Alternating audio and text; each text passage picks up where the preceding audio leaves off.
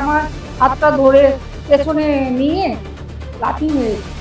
কোথাও বাড়ি জবরদখল হয়েই গেছে, আবার কোথাও ভাড়া আটকে গেছে, মানে এবার দখল করা শুরু হবে আর কি। এভাবেই প্রত্যেকটা প্রবীণ এবং মহিলাদেরকে টার্গেট করা হচ্ছে এই সল্টলেকে।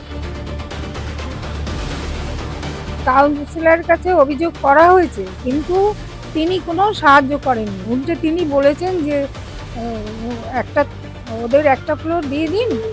হ্যাঁ, দিয়ে দিন মানে আপনি ছেড়ে দেবেন? আমি ছেড়ে দেবো একটা এই একতলাটা। আচ্ছা, হ্যাঁ, এটা কাউন্সিলর বলছে? কাউন্সিলর রত্না রত্না ভূমি। রত্নাভূমি ও বলেছে।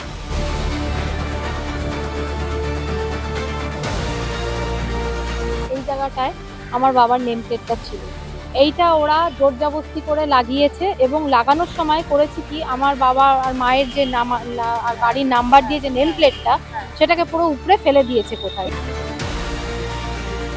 যাদের বাড়ির ছেলেমেয়েরা বিদেশে থাকেন কর্মসূত্রে, তাদের থেকে এই বাড়িটা ছিনিয়ে নেওয়ার কিংবা এই বাড়িতে জবরদখল করার এই যে এত বড় একটা কাণ্ড হচ্ছে সল্টলেকে, এর বিরুদ্ধে কথা বলার কেউ নেই, না আইন না প্রশাসন।